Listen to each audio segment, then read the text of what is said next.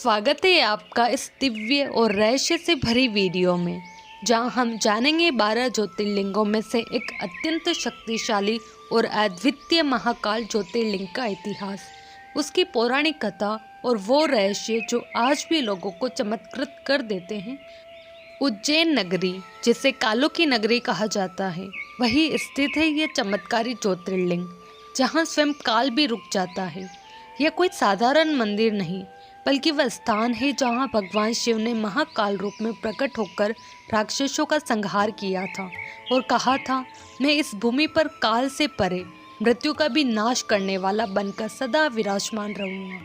यहाँ के गर्भगृह में स्थित स्वयंभू शिवलिंग, रोज होने वाली रहस्यमयी भस्म आरती और मंदिर के नीचे मौजूद गुप्त सुरंगों व साधना स्थलों की कथाएं इसे एक आध्यात्मिक ही नहीं बल्कि अलौकिक शक्ति का केंद्र बनाती है।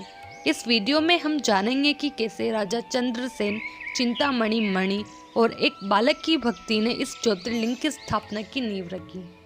उज्जैनी में एक बार राजा चंद्रसेन का राज्य था, जो परम शिव भक्त था। उसकी भक्ति इतनी प्रबल थी कि भगवान शिव के प्रमुख गणों में से एक मणिभद्र नामक गण स्वयं उससे मित्रता करने आया। मणिभद्र ने प्रसन्न होकर चंद्रसेन को एक अद्भुत, दिव्य और अत्यंत तेजोमय चिंतामणि मणि प्रदान की। यह मणि ऐसी थी कि जिसे धारण करने वाला मनचाही वस्तु की प्राप्ति कर सकता था। जैसे ही राजा चंद्रसेन ने उस मणि को अपने गले में धारण किया, उसका तेज और प्रभा चारों ओर फैल गई। उसका मुखमंडल जगमगा उठा और उसके यश की गूंज दूर दूर के देशों तक पहुंचने लगी। यह देखकर अन्य राजाओं के मन में ईर्ष्या उत्पन्न हुई। वे भी उस मणि को प्राप्त करने के लिए लालायित हो उठे। कई राजाओं ने पहले तो शांति से विनती की कि वे उस मणि को ले सके, लेकिन जब राजा चंद्रसेन ने उसे देने से मना कर दिया तो उसमें से कुछ राजाओं ने बलपूर्वक वह मणि छीनने की योजना बना ली। इस प्रकार चंद्रसेन की शिव भक्ति, चिंतामणि की दिव्यता और दूसरे राजाओं का लोभ एक पौराणिक संघर्ष की नींव बन गया, जिसमें आगे चलकर भगवान शिव स्वयं प्रकट हुए और उज्जैनी में चिंतामणि गणेश और महाकालेश्वर के रूप में स्थापित हुए। राजा चंद्रसेन के पास चिंतामणि होने के कारण अन्य राजा उससे ईर्ष्या करने लगे और उन्होंने मिलकर उज्जैनी पर आक्रमण करने की योजना बनाई। जब राजा चंद्रसेन को यह समाचार मिला तो वह भयभीत नहीं हुआ। उसने अपने राज्य की रक्षा के लिए भगवान शिव का ध्यान किया और पूरे समर्पण से प्रार्थना करने लगा। उधर कुछ दूरी पर उज्जैनी के पास ही श्रृंगवेरपुर गांव में एक गरीब लेकिन अत्यंत भक्तिभाव से युक्त बालक शिकार खेलते हुए उज्जैनी पहुंचा। उसने राजा चंद्रसेन को ध्यानस्थ देखा तो स्वयं भी उसी स्थान पर बैठकर भगवान शिव का ध्यान करने लगा। उस बालक की निश्चल भक्ति से भगवान शिव इतने प्रसन्न हुए कि वे स्वयं प्रकट हो गए और उसे दर्शन दिए।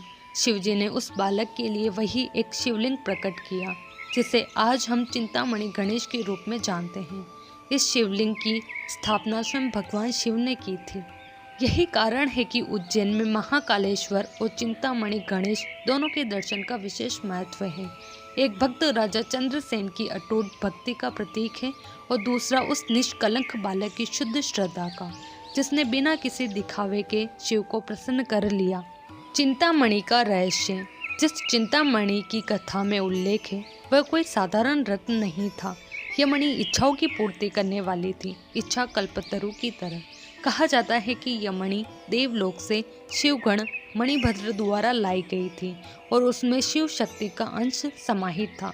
यह मणि रहस्यमय ढंग से अदृश्य हो गई और उसके स्थान पर शिवलिंग प्रकट हुआ, जो संकेत करता है कि सच्चा चिंतामणि भगवान शिव ही है, न कि कोई बाहरी वस्तु।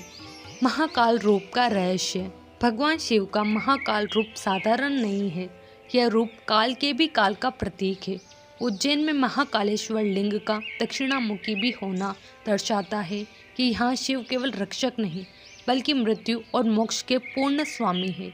यह लिंग तंत्र साधना के लिए भी विशेष माना जाता है और कहते हैं कि यह स्थान आत्म बलिदान और सिद्धियों की ऊंचाई तक पहुंचा सकता है। भस्म आरती का रहस्य। महाकालेश्वर मंदिर में प्रतिदिन प्रातः की जाने वाली भस्म आरती चिता की भस्म से होती है। यह मृत्यु के भय पर विजय का प्रतीक है। यह बताता है कि शिव के सामने मृत्यु भी नतमस्तक है। और जो उन्हें समर्पित होता है उसके लिए मृत्यु केवल एक परिवर्तन है। शिव की गुप्त चेतना। कई साधकों का अनुभव रहा है कि महाकालेश्वर मंदिर के गर्भगृह में प्रवेश करते ही मस्तिष्क स्वतः ध्यान मग्न हो जाता है। वहाँ की ऊर्जा, वातावरण और स्पंदन अत्यंत शक्तिशाली है, मानो काल और आत्मा के बीच का पर्दा क्षीण हो जाता हो। गर्भगृह का रहस्य। महाकालेश्वर लिंग को स्वयंभू माना गया है, अर्थात यह शिवलिंग किसी ने बनाया नहीं, यह प्राकृतिक रूप से प्रकट हुआ। पुराणों में कहा गया है कि जब शिव ने महाकाल रूप धारण कर राक्षसों का संहार किया, तब उनकी ऊर्जा एक लिंग के रूप में वही स्थिर हो गई। यह शिवलिंग आज भी गर्भगृह में स्थित है। यह धरती से उत्पन्न शिव का प्रतिनिधित्व करता है, जिसे मानव हाथों से नहीं गढ़ा। गुप्त सुरंगें और तहखाने। मंदिर के नीचे गुप्त सुरंगों और प्राचीन तहखानों का उल्लेख मिलता है। ऐसा कहा जाता है कि इन सुरंगों का उपयोग प्राचीन साधु सन्यासी तंत्र साधना, समाधि और ध्यान के लिए करते थे। यह सुरंगें अब आम दर्शनार्थियों के लिए बंद है, परंतु स्थानीय पंडित व पुजारी इनके अस्तित्व की पुष्टि करते हैं। समय और मृत्यु पर अधिकार। कहा जाता है कि उज्जैन को कालों का नगर कहा जाता है, क्योंकि यहाँ स्वयं काल को जीतने वाले भगवान शिव विराजते हैं। मंदिर के ऊपरी हिस्से पर बनी एक संरचना को काल विनाश शिखर कहा जाता है। मान्यता है कि जो व्यक्ति सच्चे मन से यहाँ दर्शन करता है, उसकी मृत्यु भी उसे क्षति नहीं पहुँचा सकती, वह कालजयी हो जाता है। नंदी की रहस्यमय दृष्टि। मंदिर में विराजमान नंदी, जो शिव का वाहन है, उसकी दृष्टि सीधे गर्भगृह की ओर है। कहा जाता है कि यदि कोई व्यक्ति गर्भगृह में प्रवेश नहीं कर पाता, लेकिन नंदी के मध्य से शिवलिंग को देखता है, तो वह पूर्ण फल प्राप्त करता है। यह संकेत कराता है कि श्रद्धा ही सच्चे दर्शन की कुंजी है। मंदिर के ऊपर कोई छाया नहीं पड़ती। कुछ प्राचीन मान्यताओं के अनुसार महाकाल मंदिर पर सूर्य की सीधी छाया नहीं पड़ती। हालांकि यह तथ्य वैज्ञानिक रूप से पूरी तरह सिद्ध नहीं है, लेकिन स्थानीय जनमानस इसे कालातीत शिव के अस्तित्व का संकेत मानता है, जो प्रकाश, छाया और समय से परे हैं। दक्षिण मुखी ज्योतिर्लिंग। तांत्रिक शक्ति का अद्वितीय केंद्र। महाकालेश्वर ज्योतिर्लिंग की सबसे बड़ी विशेषता यह है कि यह दक्षिण मुखी है।